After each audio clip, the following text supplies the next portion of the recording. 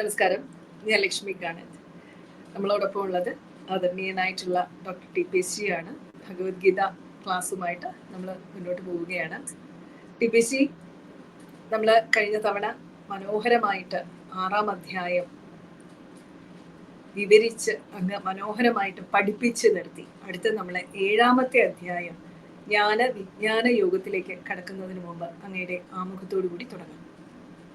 7-ാം അധ്യായം വിജ്ഞാന യോഗം 30 ശ്ലോകങ്ങളാണുള്ളത് നമ്മുടെ കയ്യിൽ. ജ്ഞാനം എന്ന് പറയുന്നത് ഒരു ഈശ്വരനെ കൃത്യമായിട്ട് അറിയുന്ന അറിവാണ് ഇവിടെ ജ്ഞാനം എന്ന് ഉദ്ദേശിക്കുന്നത്. നമ്മുടെ സയൻസും മാത്സും ഫിസിക്സും പഠിക്കുന്ന ജ്ഞാനമല്ല. അതില് നമുക്കൊരു കൃത്യമായിട്ടുള്ള ഒരു ഗോൾ ഉണ്ട്. എന്തിനു വേണ്ടിയാണ് ജ്ഞാനം? എല്ലാ അറിവിനും ഒരു ഒബ്ജക്റ്റീവും ഒരു സ്കോപ്പും ഉണ്ട്. എന്തിനാണ് ഞാൻ ഭഗവാനെ അറിയുന്നത്? അതാണ് ജ്ഞാനം.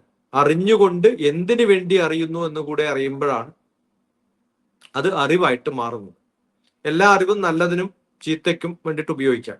കൃത്യമായിട്ടുള്ള അറിവോട് കൂടി അറിയുമ്പോൾ അത് എന്തിനാണ് എന്ന് കൃത്യമായ ബോധം ഉണ്ടാവും. വിജ്ഞാനം എന്നതുകൊണ്ട് ഉദ്ദേശിക്കുന്നത്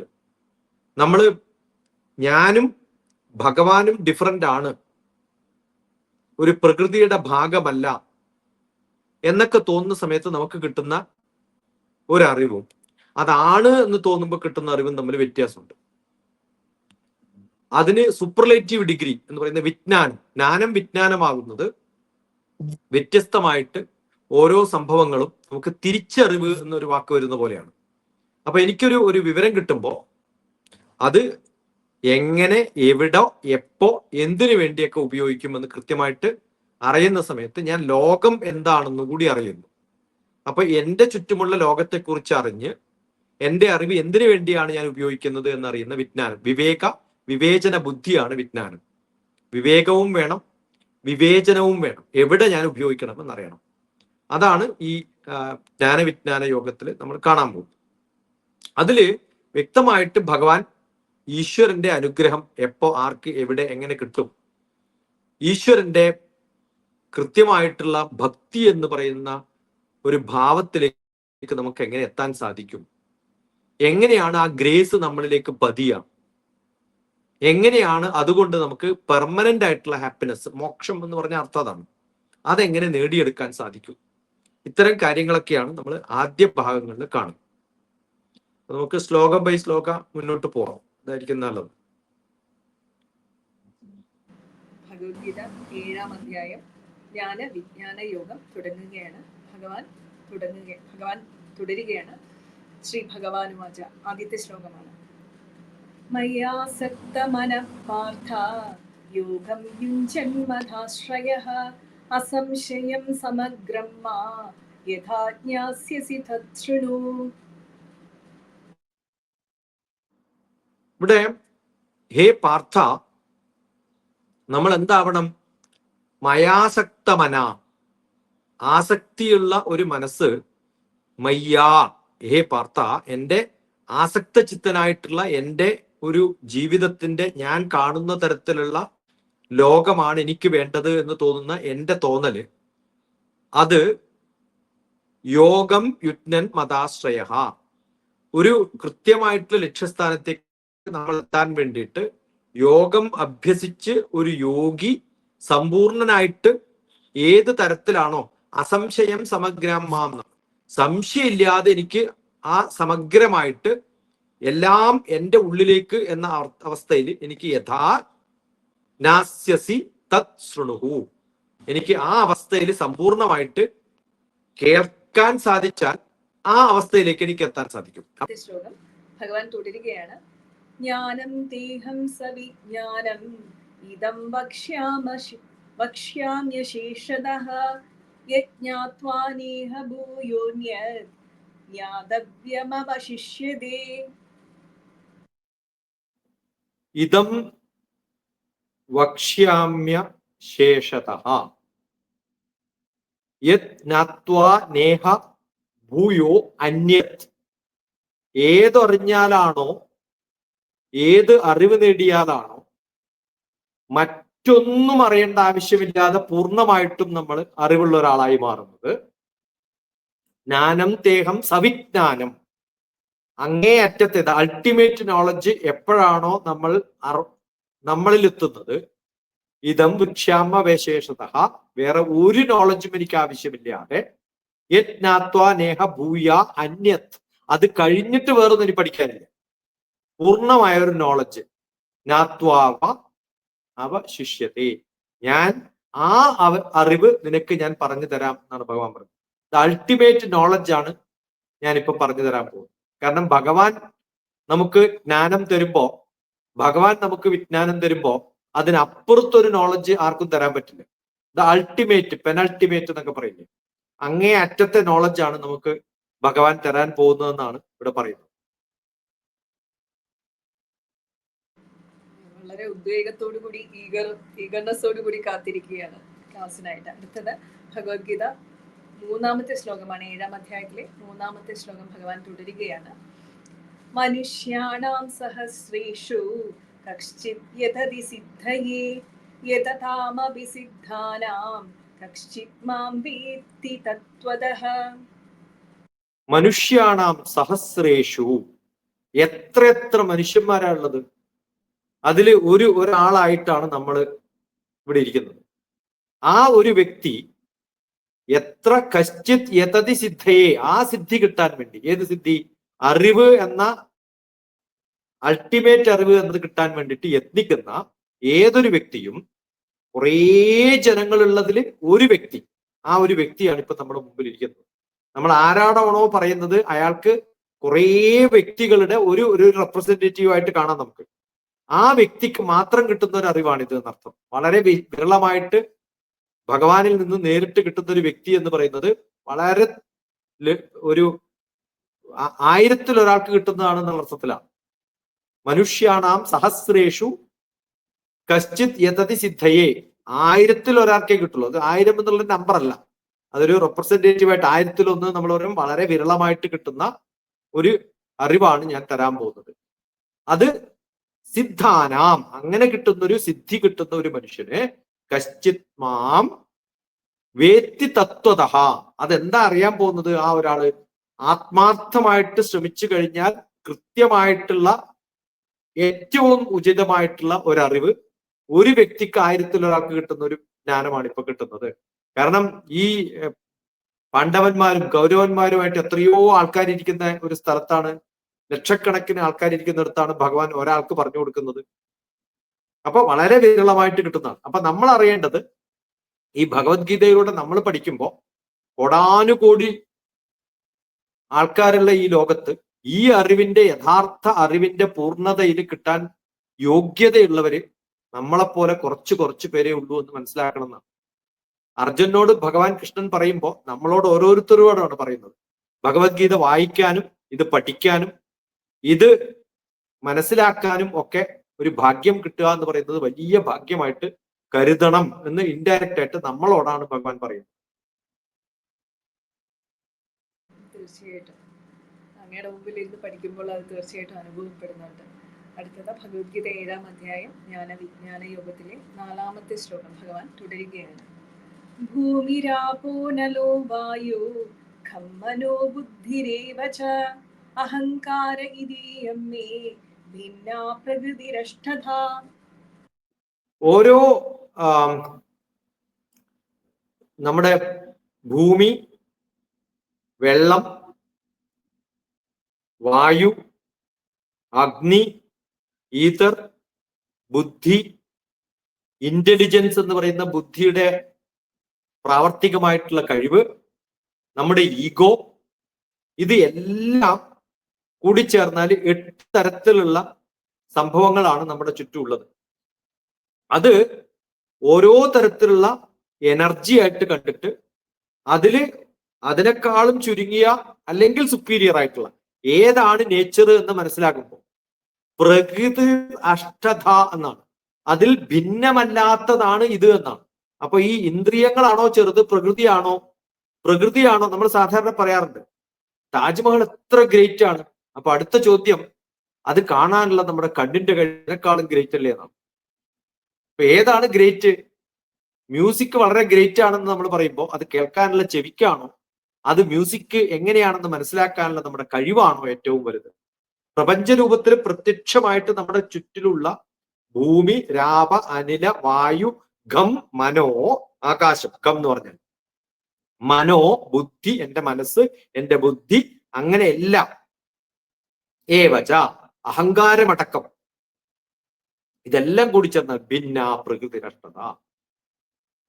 അത് പ്രകൃതിയിൽ നിന്നും വ്യത്യസ്തമല്ല എന്നർത്ഥം. പറഞ്ഞാൽ പ്രകൃതിയാണോ വലുത്, ഞാനാണോ വലുത്, ഇത് പ്രകൃതിയുടെ ഭാഗമാണോ, ഈ ഇന്ദ്രിയങ്ങൾ, എന്നിലുള്ള ഇന്ദ്രിയങ്ങളാണോ വലുത്, ഇതൊക്കെ മനസ്സിലാക്കാൻ കഴിവുള്ള ഈ ലോകത്തിലുള്ള ഓരോ ചരാചരങ്ങളുമാണോ വലുത്, ആ അറിവിന്റെ ഓരോ അംശങ്ങളായിട്ട് നമുക്ക് പറഞ്ഞു തരികയാണ്.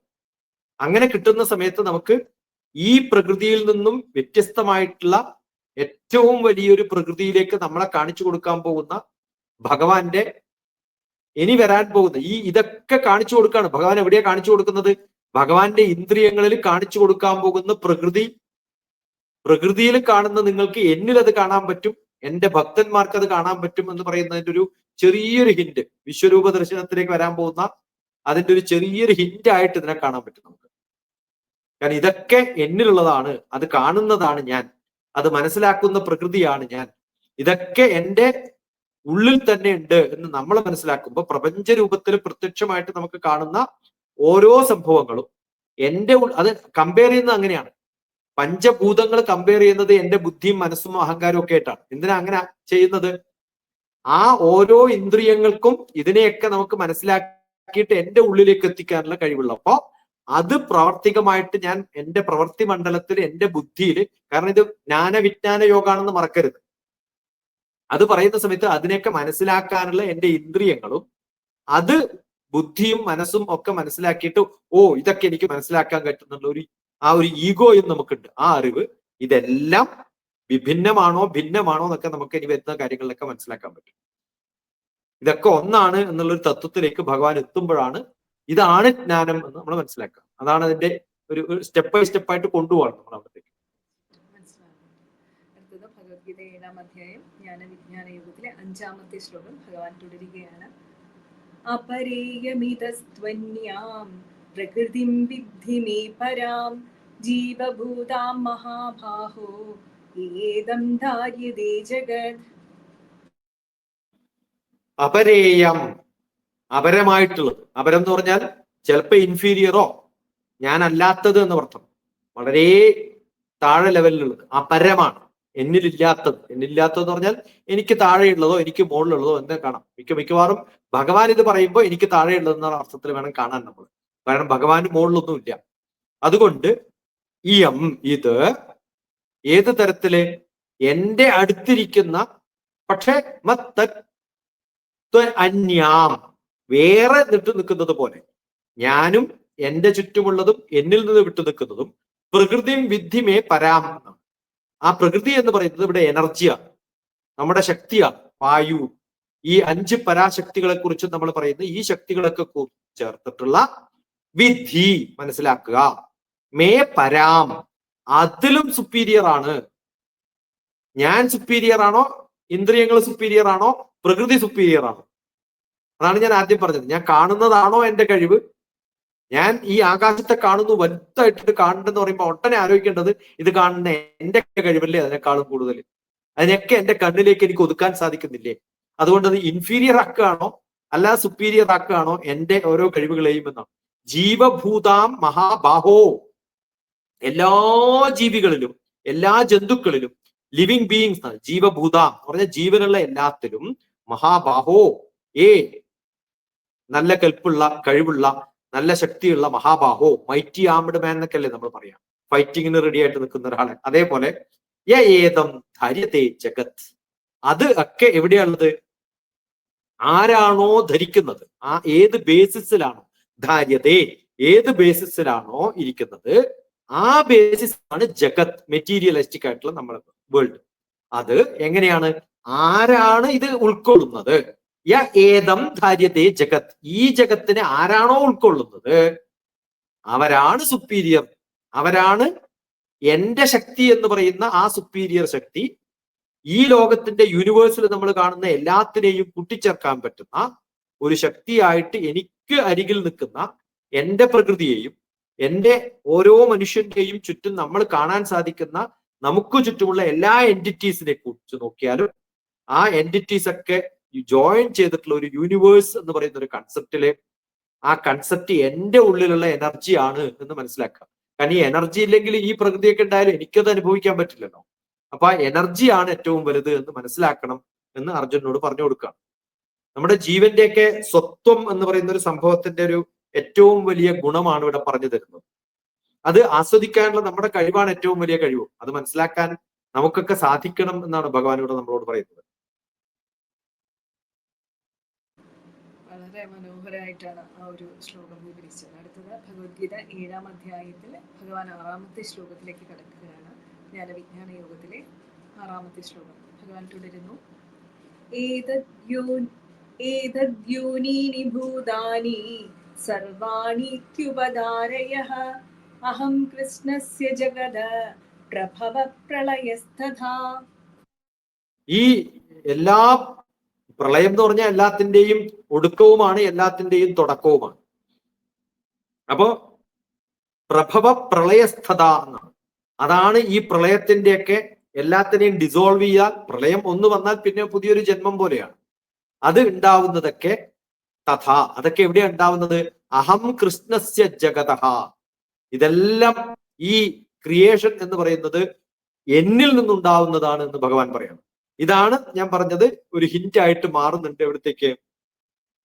നമ്മുടെ വിശ്വരൂപം കാണുന്ന ഇതാണ് ഞാൻ എന്ന് കാണിച്ചു കൊടുക്കുന്നത് ഈ ഒരു അതിലേക്കുള്ള ഇൻട്രോഡക്ടറി ക്ലാസ് ആണെന്ന് വേണമെങ്കിൽ പറയാം. ഏത് തരത്തില്? ഏതദ്യോനീനി ഭൂതാനി. ഈ എനർജികൾ നമ്മളിപ്പോ കണ്ടിട്ടുള്ള പഞ്ചഭൂതങ്ങളും അതിനേക്ക് ആസ്വദിക്കാൻ കഴിവുള്ള എന്റെ മനോബുദ്ധി അഹങ്കാരങ്ങളും ഈ 8 സംഭവങ്ങളും നമ്മൾ കൂട്ടിച്ചേർത്താല് ഏതാണോ അതിന് ഭൂതാനിയായി നിൽക്കുന്നത്, അതിന് സോഴ്സ് ആയി നിൽക്കുന്നത് എന്ന് പറഞ്ഞാൽ നമ്മുടെയൊക്കെ ജന്മം, ജീവിതം, ഓരോ ജന്തുവിലും ഉള്ള നമ്മുടെയൊക്കെ ആ ഒരു അറിവ്, അല്ലെങ്കിൽ നമ്മുടെ ഭൂതം എന്ന് പറയുന്ന നമ്മുടെ ഒരു സ്വത്വം എന്ന് പറയുന്ന ജീവൻ, സർവാണിത്യുപതാരതേ. ഇതൊക്കെ ഏതില് കടപ്പെട്ടിരിക്കുന്നു? അറിയുന്നതിന് വേണ്ടിയിട്ടാണ്, എന്ത് ഉൾക്കൊള്ളാൻ വേണ്ടിയിട്ടാണ്, എന്ത് മനസ്സിലാക്കാൻ വേണ്ടിയിട്ടാണ്? ഈ ഒരു കാര്യം മനസ്സിലാക്കാനാണ് നിങ്ങളൊക്കെ ഈ ജന്മം കൊണ്ടിരിക്കുന്നത്. എന്തിനാണത്? അഹം കൃഷ്ണസ്യ ജഗതഃ.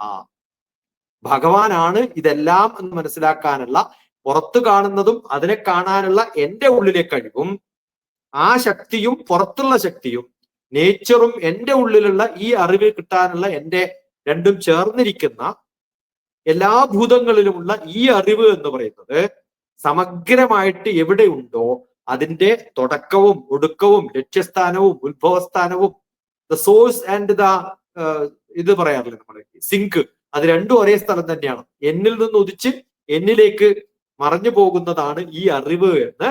പ്രഭവ തുടക്കം, പ്രളയസ്ഥത ഒടുക്കം, ഇത് രണ്ടും എന്നിൽ തന്നെയാണ്.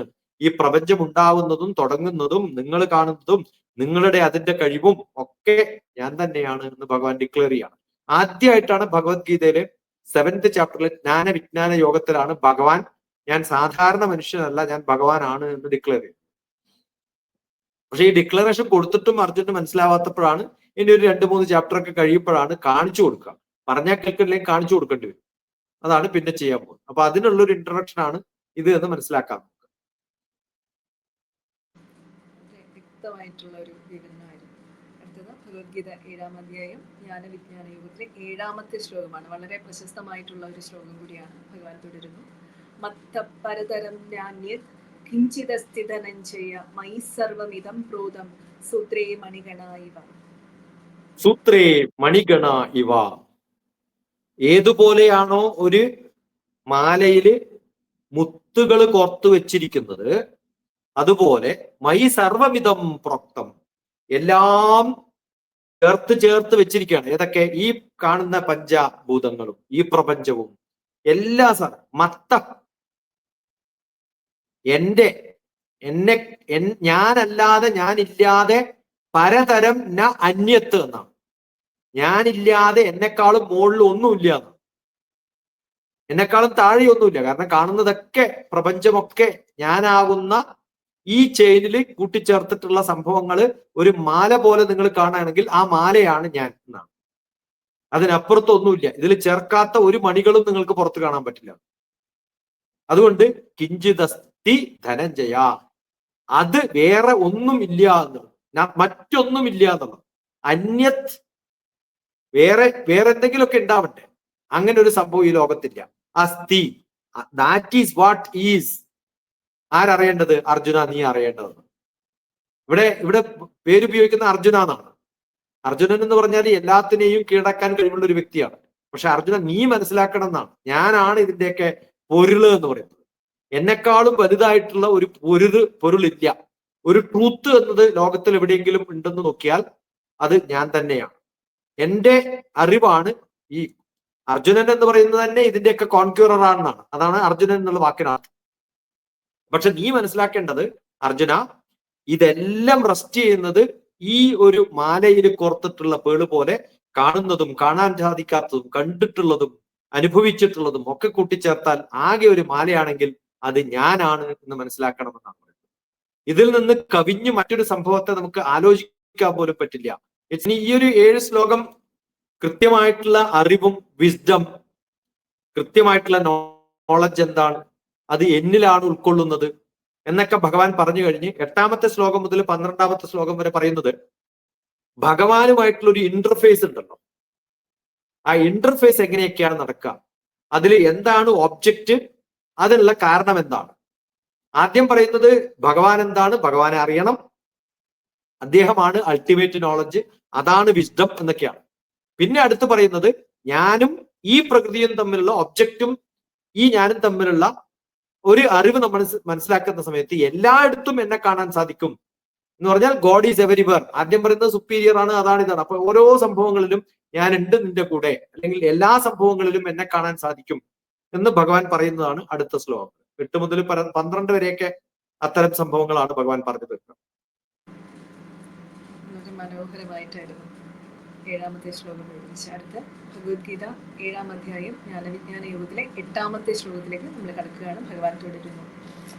രസോഹമപ്സു കൗന്ദേയ പ്രഭാസ്മി ശശി സൂര്യയോ പ്രണവ സർവവേദേഷു ശബ്ദകേ പൗരുഷം നൃഷു.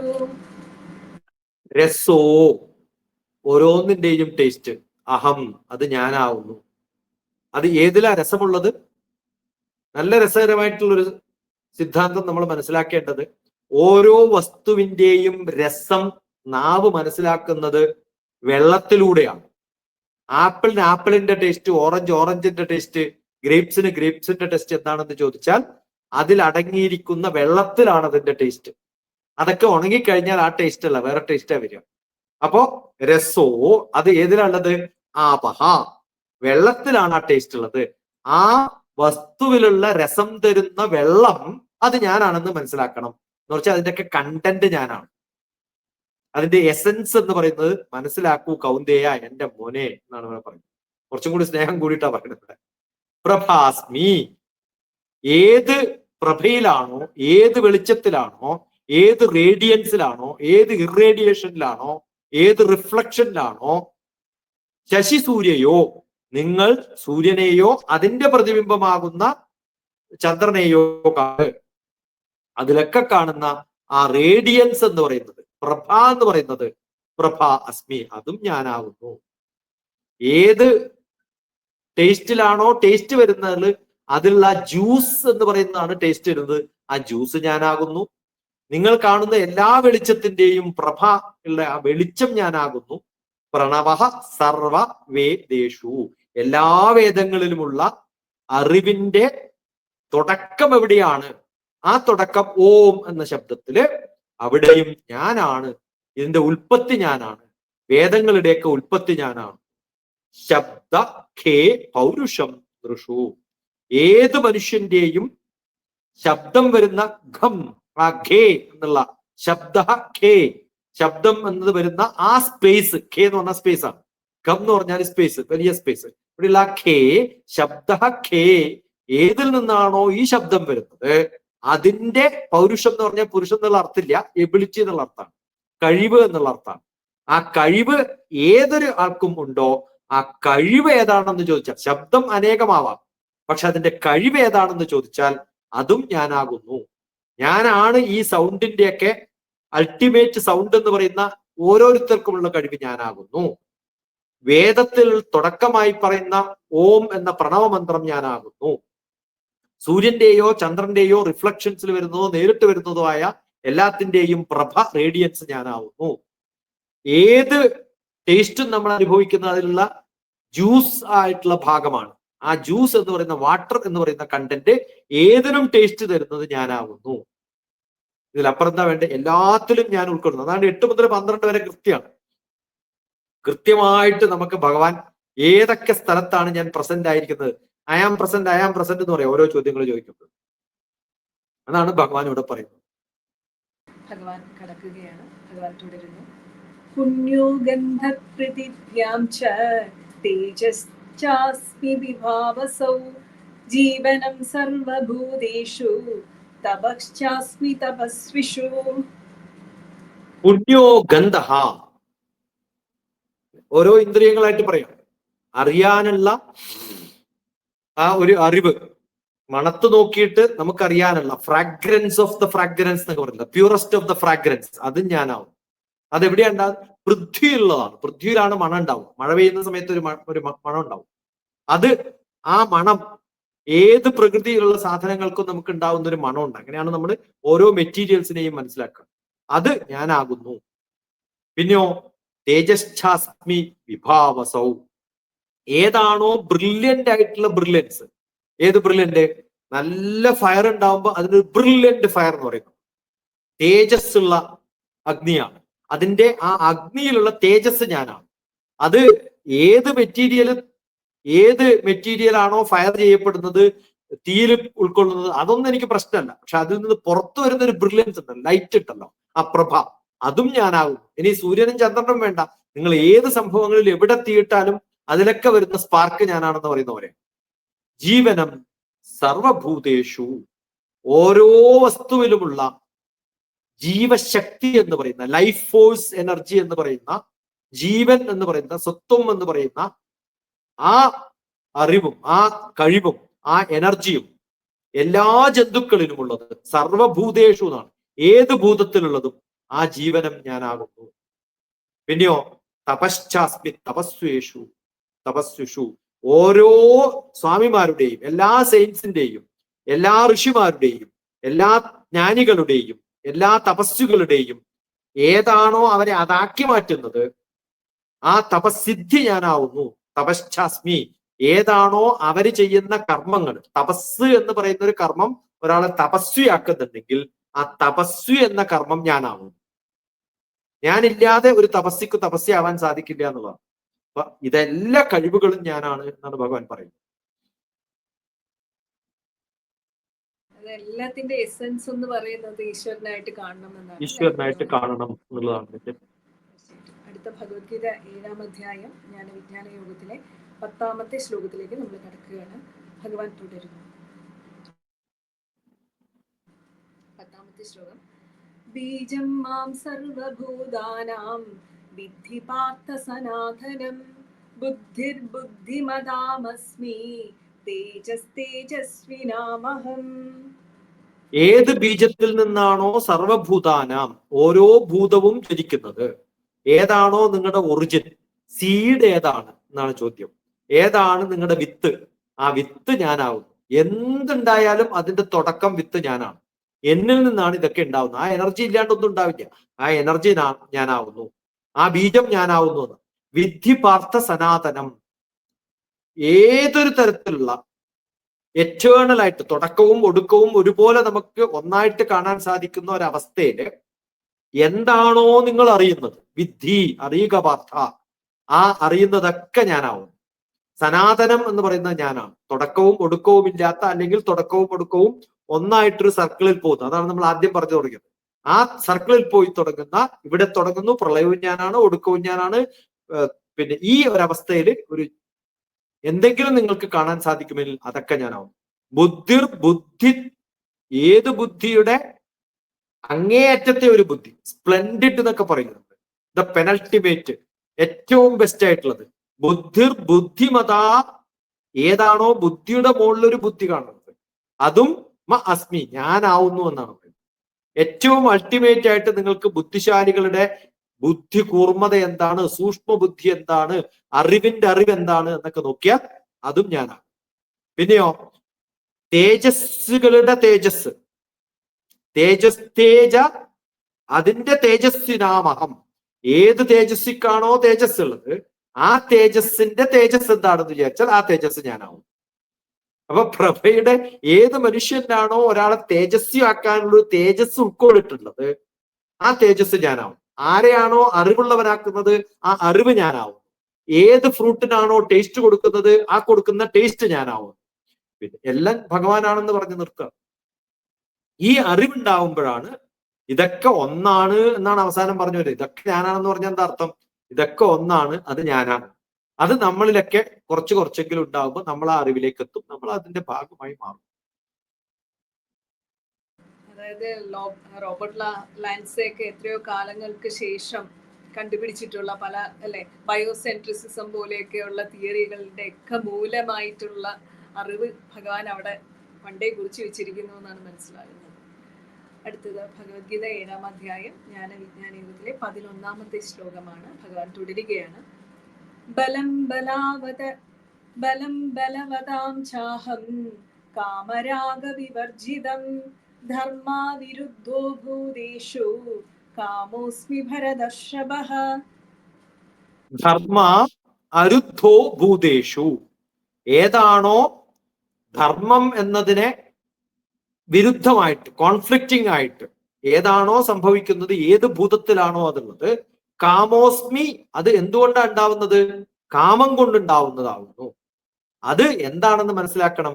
അത് ഞാനാണെന്ന് മനസ്സിലാക്കുന്നു. കാമം കൊണ്ടുണ്ടാക്കുന്ന ഏതെങ്കിലും ഒരു കാര്യങ്ങൾക്ക് നമുക്കൊരു കോൺഫ്ലിക്റ്റ് ഉണ്ടാക്കുമെങ്കിൽ അതിന്റെ ഒരു ഒരു ഒരു ഒരു വിരുദ്ധമായിട്ട് നിർത്താനുള്ള, അതിനെ ഇഞ്ചക്ട് ചെയ്ത് നിർത്താനുള്ള, അതിനെ പെട്ടെന്ന് പിന്നെ വേണ്ടാന്ന് വെക്കാനുള്ള കഴിവ് അതും ഞാനാവും. അതിനെന്ത് വേണം? ബലം ബലവതാം ചാഹം. നല്ല സ്ട്രെങ്ത് വേണം. നല്ല സ്ട്രോങ് ആയിട്ടുള്ളവർക്ക് അത് സാധിക്കുള്ളൂ. ആ ബലവും എന്നിലാണ്. അത് മാത്രമല്ല, ഇനി ഇത് വേണ്ടെടുത്ത് വേണ്ട പോലെ ഉപയോഗിക്കണമെങ്കിൽ വേണം, കാമവും രാഗവും ഒക്കെ വേണം. പക്ഷെ അത് എവിടെ വേണ്ടാന്ന് വെക്കണോ ആ വെക്കാനുള്ളതും എന്റെ കഴിവാണ്. കാരണം ഭഗവാൻ പറഞ്ഞിട്ടുണ്ട്, എവിടെ തുടങ്ങണം, എവിടെ ഒടുങ്ങണം, എപ്പ നിർത്തണം, എപ്പ നിർത്തരുത്, എവിടെ. അതാണ് ഈ വിജ്ഞാനം എന്ന് പറയുന്നത്. അറിവുണ്ട്, പക്ഷെ അത് ഇല്ല എന്ന് വെക്കല്ല വേണ്ടത്, അത് എവിടെ വേണമെന്ന്. കാമരാഗ വിവർജിതം, കാമവും രാഗവും വിവർജിതമായിട്ടുള്ളത്, അത് എവിടെയാണോ ഉപയോഗിക്കാണ്ടിരിക്കേണ്ടത്, വേണ്ടാന്നല്ല പറഞ്ഞിരിക്കുന്നത്, വർജിതമാക്കണമെന്നാ പറഞ്ഞത്. വർജിതമാക്കണം എന്ന് പറഞ്ഞാൽ വേറെ സ്ഥലത്ത് നമ്മൾ ഉപയോഗിക്കേണ്ടത് ഉപയോഗിക്കേണ്ടി വരും. പക്ഷെ ഇപ്പൊ തൽക്കാലം ഇത് പാടില്ല. വർജ്യം എന്ന് പറഞ്ഞാൽ അതാർത്ഥം, എനിക്കിപ്പോ വേണ്ട. അപ്പൊ അത് ഏത് നോക്കിയിട്ട് വേണം? ധർമ്മോ, ഏതോ കാലത്ത് എവിടെയൊക്കെ ധർമ്മം ഉപയോഗിക്കണോ, അരുദ്ധോ, എവിടെയാണോ അത് വേണ്ടാത്തത്, ഭൂതേഷു, ഈ ഓരോ വ്യക്തികളിലും ഈ അറിവ് കൊടുക്കുന്നതും കാമോസ്മി ഭാരതർഷഭ. ആ അറിവ് കൊടുക്കുന്ന അറിവും അതിനുള്ള ആക്ടിവിറ്റി ഉണ്ടാക്കുന്നതും കാമമാകുന്ന സെക്സ് ഉണ്ടാക്കുന്നതും ഞാനാണെന്നാണ്. അതാണ് അവിടെ പറഞ്ഞത്. കാമോ അസ്മി. കാമം എന്ന് പറയുന്ന ആ ഒരു ആക്ടിവിറ്റി അല്ലെങ്കിൽ ആ ഒരു തോന്നൽ ഉണ്ടാക്കുന്നതും ഞാൻ തന്നെയാണ്. പക്ഷെ അത് കോൺഫ്ലിക്റ്റിംഗ് ആയിട്ട് എവിടെ ഉപയോഗിക്കരുത്, എവിടെ ഉപയോഗിക്കേണ്ട, അത് പറഞ്ഞു കൊടുക്കുന്നതിനുള്ള ആ ബോധവും ഞാൻ തന്നെയാണ്. ബോധത്തോടു കൂടിയാണ് നമ്മുടെ എല്ലാ വികാരങ്ങളും കൊണ്ടു നടക്കുന്നത്. ആ വികാരങ്ങൾ ഉണ്ടാക്കുന്നതും വികാരങ്ങൾ എങ്ങനെ എവിടെയൊക്കെ കാണിക്കണമെന്ന് പഠിപ്പിക്കുന്നതും ഒക്കെ ഞാൻ തന്നെ. ആ തോന്നലും ഞാൻ തന്നെയാണെന്നാണ് ഭഗവാൻ പറയുന്നത്. വളരെ മനോഹരമായിട്ടുള്ള ഒരു വിവരണം. 11-ാമത്തെ ശ്ലോകം. അടുത്ത ഭഗവത്ഗീത 7-ാം അധ്യായം ജ്ഞാനവിജ്ഞാന യോഗത്തിലെ 12-ാമത്തെ ശ്ലോകമാണ്. ഭഗവാൻ തുടരുകയാണ്. യേ ചൈവ സാത്വികാ ഭാവാ രാജസാസ്താമസാശ്ചയേ മത്ത ഏവേദി താൻ വിദ്ധി നത്വഹം തേഷു തേ മയി. ഏത് ഗുണങ്ങളാണ്, ഏതൊക്കെ തരത്തിലുള്ള വിഭാഗ യോഗങ്ങൾ നമ്മൾ കണ്ടിട്ടുണ്ട്? സാത്വികം, രാജസികം, താമസികം എന്നുള്ളത്. ഈ 3 ഗുണങ്ങള് ഏത് സ്റ്റേറ്റിലൊക്കെ, എവിടെയൊക്കെയാണ് വേണ്ടത്, എങ്ങനെയൊക്കെയാണ് വേണ്ടത്, അത് നമ്മൾ സാത്വികം വളരെ ഗുണകരമായിട്ടുള്ളൊരു കാര്യവും വളരെ പാഷനേറ്റ് ആയിട്ട് ഒരു കാര്യം ചെയ്യുന്നത് നമ്മൾ രാജസികമായിട്ടാണ് ചെയ്യുക. എല്ലാ ഉഷാറും ഉപയോഗിക്കും. അപ്പൊ രാജസികം തെറ്റല്ല. ഇവിടെയും ഭഗവാന്റെ ഒരു സ്പോട്ടോടുകൂടി നമുക്ക് രാജസികം ഉണ്ടെങ്കിൽ അതിനെ രാജസികം നെഗറ്റീവ് ആയിട്ടല്ല കാണുന്നത്, എന്റെ പാഷനായിട്ട് വേണം കാണാൻ. പിന്നെ താമസികം എന്ന് പറയുന്നത് മടിയന്മാരുടെ സ്വഭാവം എന്നല്ല പറയേണ്ടത്. ഏതാണോ കാണാതിരിക്കേണ്ടത് അതിനെ അവോയ്ഡ് ചെയ്യുന്നതിനും ഇത് പോസിറ്റീവായിട്ടുള്ള 3 ഗുണങ്ങളാണ്. ഭഗവാൻ ഇരിക്കുന്ന 3 ഗുണങ്ങൾ പറയുമ്പോൾ രാജസികം മോശമാണെന്നോ താമസികം മോശമാണെന്നോ സാത്വികം നല്ലതും അത് മാത്രമേ നല്ലതെന്ന് പറയരുത് നമ്മൾ. ഇവിടെ നമ്മൾ അറിയേണ്ടത് ഭഗവാൻ കൃത്യമായിട്ട് പറയുന്നത് താമസിക രാജസിക സാത്വിക ഗുണങ്ങളിലൊക്കെ ഞാൻ ഉണ്ട് എന്ന് ഭഗവാൻ പറയുമ്പോൾ നമ്മൾ അവിടെ എങ്ങനെ കാണണം? ഈ ഗുണത്രയ വിഭാഗ യോഗത്തിൽ പലരും നെഗറ്റീവായിട്ടാണ് താമസികത്തെയും രാജസികത്തെയും കാണുന്നത്. അങ്ങനെയല്ല കാണേണ്ടത്. ഞാൻ പാഷനേറ്റ് ആയിട്ടൊരു കാര്യം ചെയ്യുമ്പോൾ ഉഷാറോടുകൂടി അത് ചെയ്യുന്ന സമയത്ത്, പാഷനോടുകൂടി ചെയ്യുന്ന സമയത്ത് അത് രാജസികമായിട്ടുള്ള കർമ്മമാണ്. ഏതാണോ എനിക്ക് ഒഴിവാക്കേണ്ടത്, തൽക്കാലം എന്റെ അറ്റൻഷനിൽ പെടാത്ത സംഭവങ്ങളൊക്കെ ഇഗ്നോറൻസിന്റെ ഭാഗമാണ്. Ignore it when you don't want to involve it എന്ന് പറയും. അങ്ങനെ ഇഗ്നോർ ചെയ്യുന്ന കാര്യങ്ങളെയാണ് നമ്മൾ ഇന്ന് കാണേണ്ടത്. ഇത് വ്യത്യസ്തമായിട്ടുള്ളൊരു എക്സ്പ്ലനേഷൻ ആയിരിക്കും ചിലപ്പോൾ. അത് താമസികമായിട്ടാണ് നമ്മൾ കാണേണ്ടത്. നമ്മൾക്ക് ഏറ്റവും നന്മയോടുകൂടി ആർക്കെങ്കിലും ചെയ്യാൻ പറ്റുന്ന കർമ്മങ്ങളൊക്കെ നമ്മൾ ചെയ്യുന്നത് സാത്വികമായിട്ടുള്ളതാണ്. ആ അവസ്ഥയിൽ വേണം ഇവിടെ നമ്മൾ ഇതിനെ കാണാൻ. ഏ ചൈവ സാത്വിക ഭാവ, സാത്വികമായിട്ടുള്ള ഭാവം ഞാനാണ്. രാജസാസ് ഏത് രാജസീകമായിട്ടുള്ള സ്തമാസ് ഏത് തരത്തിലുള്ള തമശ്ചം എന്നുള്ളത് ഏതാണോ ഇഗ്നോർ ചെയ്യേണ്ടത് ആ ഇഗ്നോർ ചെയ്യേണ്ടതിന്, രാജസാത് ഏതിനെയാണോ നമ്മൾ പാഷനായിട്ട് എടുക്കേണ്ടത് അതിനെ, അത് രണ്ടും കൂട്ടിച്ചേർത്തിട്ട് അത് ഏത് തരത്തിലുള്ളതായാലും, ഏത് തരത്തിലുള്ളതായെന്ന് പറഞ്ഞത് മോശമാണെന്ന് നിങ്ങൾ കരുതണ്ട, നല്ലതായിട്ടുള്ള കാര്യങ്ങൾ കണ്ടാൽ മതി എന്നാണ്. മത്ത വേദി താൻ വിദ്ധിഹി, ഇതെല്ലാം എന്നെ സംബന്ധിച്ചിടത്തോളം എന്റെ അറിവായിട്ട് നിങ്ങളിലേക്ക് ഞാൻ പകർന്നു തരുന്നതാവുന്നു. ന ത്വഹം തേഷു തേ മയി, അതുകൊണ്ട് ഇതല്ലാതെ വേറെ എന്തെങ്കിലും ഒന്ന് നിങ്ങളിൽ ഉണ്ടാവുമെന്ന് നിങ്ങൾക്ക് തോന്നേണ്ട കാര്യമില്ല. നിങ്ങൾ ഏതെങ്കിലും ഒരു കാര്യം ഇഗ്നോർ ചെയ്തു എന്നുള്ളത് കുറ്റമായിട്ട് കാണണ്ട. ഞാൻ നിങ്ങളിൽ ഈ താമസികമായിട്ടുള്ള ഒരു ഭാവം തന്നിട്ട് നിങ്ങൾക്ക് ഉണ്ടാവുന്ന ഒരു തോന്നലാണ്. നിങ്ങൾ വല്ലാണ്ട് പാഷനേറ്റ് ആയിട്ടൊരു കാര്യം ചെയ്യുന്നുണ്ടെങ്കിൽ അത് ഞാൻ നിങ്ങളിൽ തന്നിട്ടുള്ള ഗുണമാണ്. നിങ്ങൾക്ക് ഏതെങ്കിലും ഒരു കാര്യം നന്നായിട്ട് നോക്കിയിട്ട് സദ്ഗുണമായിട്ട് ചെയ്യണമെന്നുണ്ടെങ്കിൽ ആ ഗുണത്തിലും ഞാനാണ്. അപ്പോ രാജസിക ഗുണം ആരാണെന്ന് ചോദിച്ചാൽ ഭഗവാനാണ്, സാത്വിക ഗുണം ആരാണെന്ന് ചോദിച്ചാൽ ഭഗവാനാണ്, താമസിക ഗുണം ആരാണെന്ന് ചോദിച്ചാൽ അതും ഭഗവാന്റെ കഴിവാണ്. കാരണം നമ്മളിലുള്ള എല്ലാ ഗുണങ്ങളും ഭഗവാനാണെന്നാണ് ഭഗവാൻ പറഞ്ഞു വരുന്നത്. എന്ത് രസകരമായിട്ടാണ് ഈ ഒരു ഭഗവാന്റെ ഒരു ടീച്ചിങ് എന്ന് ആലോചിച്ച് നോക്കണം. 3 സ്റ്റേറ്റും എന്നിലുണ്ടെങ്കിൽ അതിനൊക്കെ കാരണക്കാരൻ ഭഗവാൻ. അതാണ് നമ്മൾ മനസ്സിലാക്കേണ്ടത്.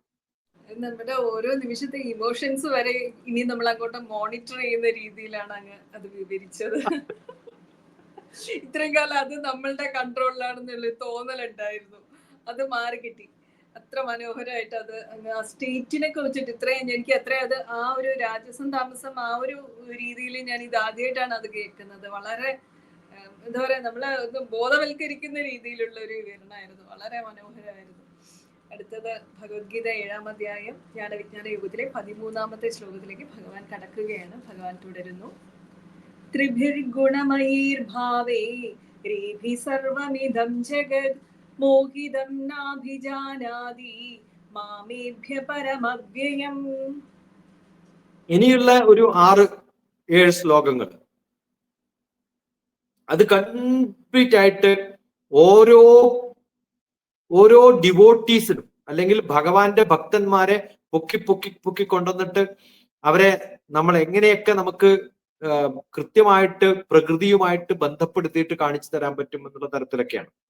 ഈ ജഗത്ത് മുഴുവനും ഉള്ള രാജസീക സാത്വിക താമസികമായിട്ടുള്ള ത്രിഭിർ ഗുണൈ, ഏത് 3 സ്വഭാവത്തിലുള്ള ആരെ നമ്മൾ കണ്ടാലും അവരുടെയൊക്കെ ഭാവങ്ങള്, അവരുടെയൊക്കെ സ്റ്റേറ്റ് ഓഫ് മൈൻഡ് എങ്ങനെയാണോ അവർ പ്രകടമാക്കുന്നത്, പുറത്ത് എങ്ങനെയാണോ അവര് ഗുണം കാണിക്കുക എന്ന് പറഞ്ഞാൽ അതിനർത്ഥം ഗുണമയി എന്ന് പറഞ്ഞാൽ എങ്ങനെയാണോ മെറ്റീരിയലിസ്റ്റിക് ആയിട്ടുള്ള നേച്ചറുമായിട്ട് അവരുടെ ഇടപെടലുകള്, രേഭി സർവമിതം ജഗത്, ഇതൊക്കെ ഈ ഭൂമിയില് ഓരോ സർവമായിട്ട് പൂർണ്ണമായിട്ടും ഈ ജഗത്തില് നമുക്ക് കാണാൻ സാധിക്കും. ഒക്കെ ഇവിടെ ഉള്ളത് തന്നെയാണ്. അത് മോഹിതമായിട്ടുള്ളതാണ്. ഞാൻ വല്ലാണ്ട് അതിൽ അടിമപ്പെട്ടിട്ട് മോഹിച്ച് എന്താണ് ഉള്ളിൽ അങ്ങനെ തന്നെ വീണുപോയി എന്ന് പറയുന്നത്, അറിയാതെ വീണുപോയിട്ടുള്ളതാണ്. അത് എത്തിപ്പെടുകയാണ്. എന്റെ ഈ 3 സ്വഭാവങ്ങൾ ഞാൻ അറിഞ്ഞിട്ടല്ല, അറിയാണ്ട് അങ്ങോട്ട് പെട്ടുപോവുകയാണ്. നാദി, അത് വേണം വേണോ അല്ല വേണ്ടയോ എന്നുള്ളൊരു ഒരു ഒരു എനിക്ക് തന്നെ ഒരു ഡെല്യൂഡ് ആയിട്ടുള്ള ഒരു അവസ്ഥയുണ്ടാവും. ഇത് ശരിയാണോ ശരിയല്ലോ, ആ തോന്നലുകൾ പോലും ഞാനാണെന്നാണ്.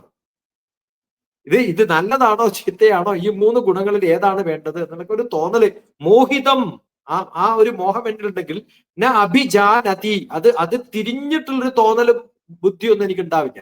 ആ അറിവ് ഞാൻ മാമേഭ്യ, പിന്നെ ഞാനല്ലാതെ പരമവ്യയം, സുപ്രീമായിട്ടുള്ള, എപ്പോഴും എല്ലാവരിലും ഇംപെറിഷബിൾ ആയിട്ടുള്ള, വ്യയമില്ലാത്തതെന്ന് പറഞ്ഞാൽ അർത്ഥം. പരമവ്യയം, ഒരു സ്ഥലത്തിനും ഇംപെറിഷബിൾ ആയിട്ട് കൃത്യമായിട്ട് നിൽക്കുന്ന ഈ 3 ഗതികളും, ഈ 3 തോന്നലുകളും, ഈ 3 ചലനങ്ങളും, സാത്വിക രാജസിക തമോ ഗുണമായിട്ടുള്ള അതിനുള്ള ഓരോ മൂഡും അതുണ്ടാക്കുന്നതും അത് ഉൾക്കൊള്ളുന്നതും അതിന്റെ പ്രഭയും പുറത്തേക്കുള്ള പെരുമാറ്റവും ഒക്കെ ഞാൻ തന്നെയാണ്. ഇതൊരു മായയാണ്. ആ മായ ഞാനാണെന്നാണ്. ഇതാണോ ശരി അതാണോ ശരി എന്നുള്ള തോന്നലിലൊക്കെ നമ്മൾ പെരുമാറുന്നുണ്ടെങ്കിൽ അതൊരു മായയാണ്. ആ മായ ആരാന്ന് വെച്ചാൽ അതും ഞാൻ, കൺഫ്യൂഷനും ഞാൻ തന്നെയാണ്. രക്ഷയില്ല, വിടുന്ന ഒരു ലക്ഷണമില്ല. അടുത്തത് ഭഗവത്ഗീത 7-ാം അധ്യായം ജ്ഞാനവിജ്ഞാന യോഗത്തിലെ 14-ാമത്തെ ശ്ലോകത്തിലേക്ക് നമ്മൾ കിടക്കുകയാണ്. ഭഗവാൻ തുടരുകയാണ്. ദേവി ഹീഷാ ഗുണമയീ മമ മായാ ദുരത്യയാ മാമേവ യേ പ്രപദ്യന്തേ മായാമേതാം തരന്തി തേ.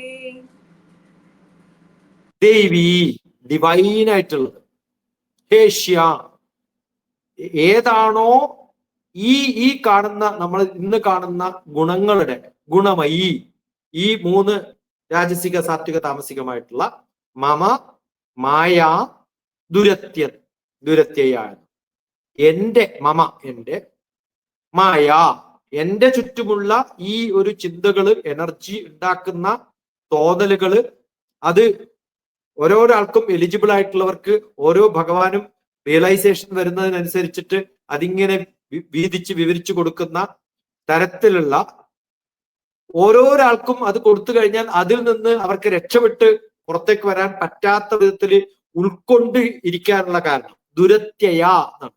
അതിന്റെ ഉള്ളിലേക്ക് ആവാഹിച്ചെടുത്തിട്ട് അതാണ് അവരുടെ പെരുമാറ്റം.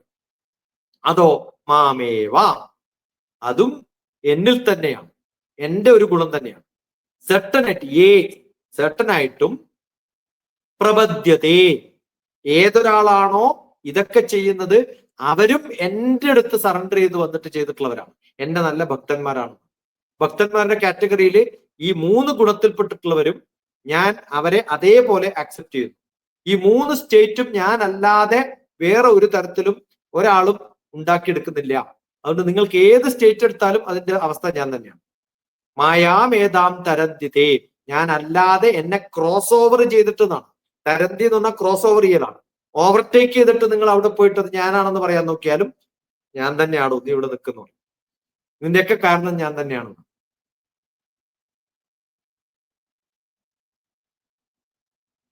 അയ്യോ, ഭഗവാൻ അല്ലാതെ ഒന്നുമില്ലല്ലേ ഇവിടെ ഈ ഒരു അധ്യായത്തിൽ. ഇല്ല, അതാണ് പൂർണ്ണമായ സമർപ്പണം എന്ന് പറയുന്നതാണ്. അടുത്തത് ഭഗവത്ഗീത 7-ാം അധ്യായം ജ്ഞാനവിജ്ഞാന യോഗത്തിലെ 15-ാമത്തെ ശ്ലോകത്തിലേക്ക് നമ്മൾ കിടക്കുകയാണ്. ഭഗവാൻ തുടരുകയാണ്. നമാം ദുഷ്കൃതിനോ മൂഢ പ്രപദ്യന്തേ നരാധമാ മായയാപഹൃതജ്ഞാനാ ആസുരം ഭാവമാശ്രിതാ. അപഹൃത ജ്ഞാന, ഏതാണോ എന്റെ ബുദ്ധിയിൽപ്പെടാതെ ചാടിക്കടന്ന് പുറത്തു പോകുന്ന ചില ബുദ്ധികൾ ഉണ്ടാവുമല്ലോ നമുക്ക്, അപഹൃതമായിട്ടുള്ള ജ്ഞാനം. അതുകൊണ്ട് അപഹൃതമായിട്ടുള്ള ജ്ഞാനം, എന്റെ കടന്നിട്ട് എന്നെക്കാളും ബുദ്ധിയുണ്ട് എനിക്ക് തോന്നുന്ന ചില സന്ദർഭങ്ങളുണ്ട്. അതാണ് എന്റെ, എന്ത് സ്മാർട്ടായിട്ടാണ് ഞാൻ അപ്പൊ ചിന്തിച്ചെന്നൊക്കെ പറയുമ്പോൾ ആ ബുദ്ധിയും ഞാൻ തന്നെയാണോ എന്നാ പറയുന്നത്. മായയാ, അതെന്തുകൊണ്ടാണ് അങ്ങനെ ഉണ്ടാവുന്നത്? ഭഗവാന്റെ ഒരു മായയായിട്ട് അതിനെ കണ്ടാ മതി.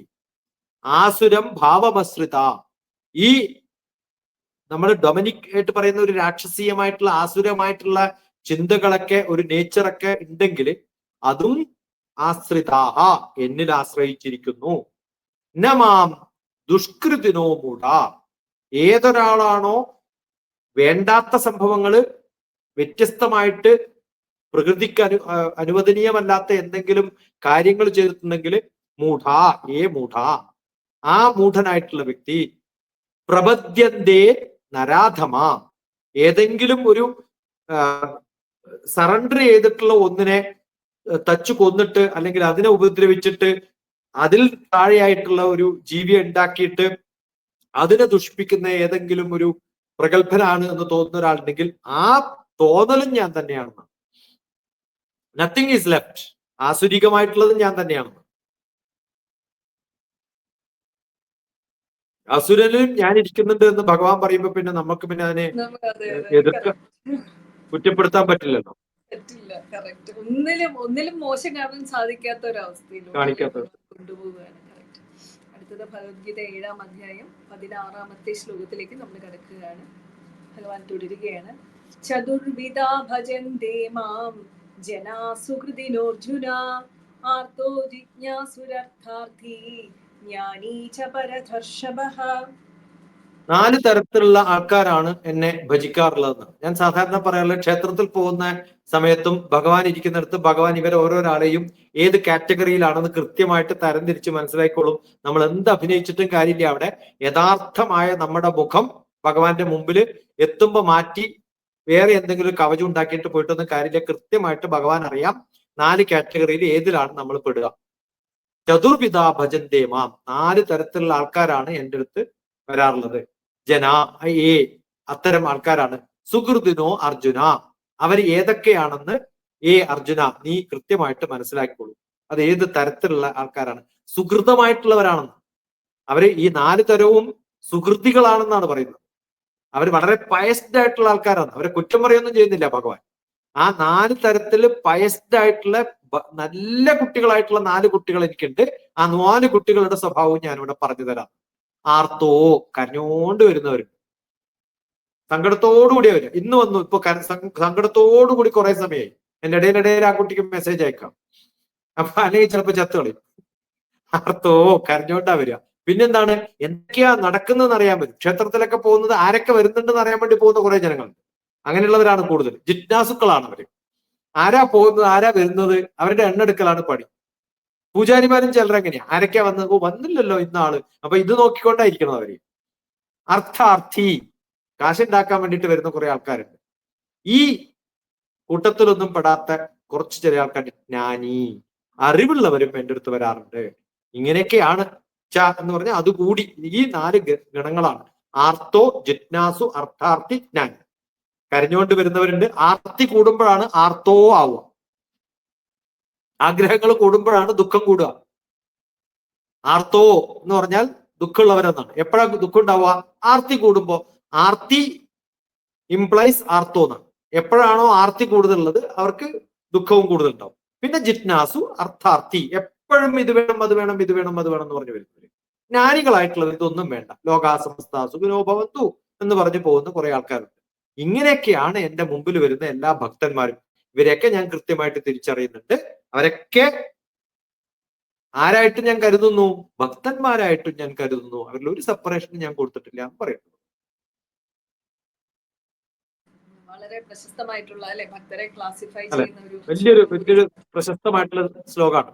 ചതുർവിധ ഭജന്തേ മാം ജനാ സുഹൃദിനോ അർജുന ആർത്തോ ജിജ്ഞാസുരർത്ഥാർത്ഥി ജ്ഞാനീച ഭരതർഷഭ.